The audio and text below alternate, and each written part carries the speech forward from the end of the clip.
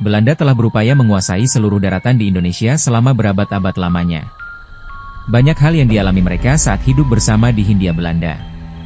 Salah satunya adalah adanya kesaksian tentang hantu Aceh yang dikisahkan oleh Letnan J.P. Schoemaker saat bertugas jaga di salah satu benteng Belanda di Aceh. Bentengnya berbeda dengan benteng lain, berada jauh melewati hutan. Letnan Schoemaker mengisahkan tentang bentengnya tempat ia berjaga kepada Letnan Haji Aars. Kemudian oleh Aars ditulis ke dalam buku berjudul Cerita-cerita dari Negeri Aceh, terbitan tahun 1891. Benteng itu terletak tidak jauh dari kota Raja, sekarang Banda Aceh.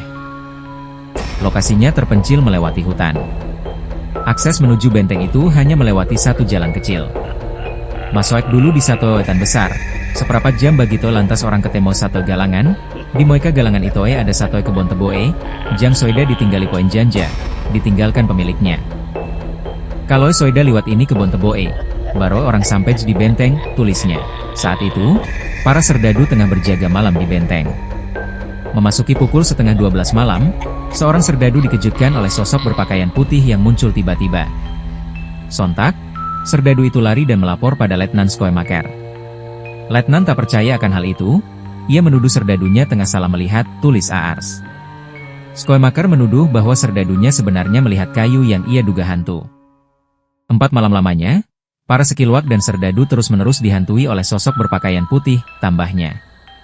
Rasa tak percayanya membuat Schoemaker memutuskan untuk berjaga langsung di sekitar benteng. Ia juga memerintahkan untuk para sekilwak agar menyiapkan persenjataan dan kembang api untuk menerangi tempat keluarnya sosok yang diduga hantu itu. Benar saja, saat lonceng berbunyi menunjukkan pukul 12 malam, sosok itu keluar dari kuburan yang berada di samping benteng. Para sekilwak yang kebanyakan orang Jawa, lantas terkejut, sambil menahan takut, tembakan kembang api dilepaskan ke arah keluarnya sosok itu. Sayang, saat ditembakkan, sosok itu langsung menghilang. Itoe setan hilang, Coema kedengaran ketawa saja. Aars menggambarkan situasi.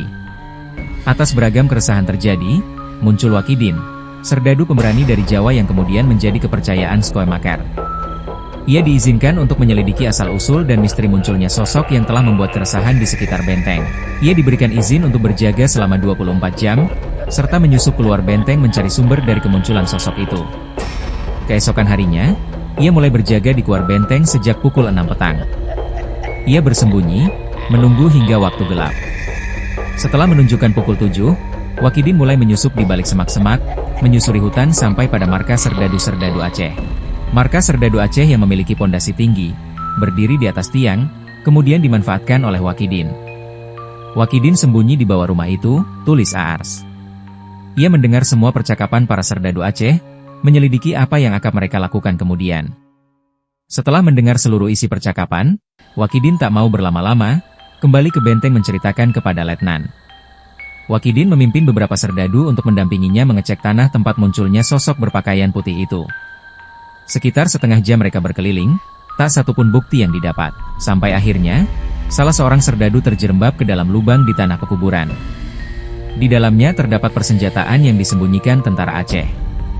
Wakidin dan serdadu mengetahui bahwa semuanya adalah siasat perang orang Aceh dalam menunggu pasukan Schoemaker lengah. Nahas, semua telah terbongkar. Dari sini kemudian pasukan Aceh yang hendak melancarkan serangan, malah terlebih dulu diserang. Sosok putih akhirnya ditemukan tewas dengan luka tembak di dadanya.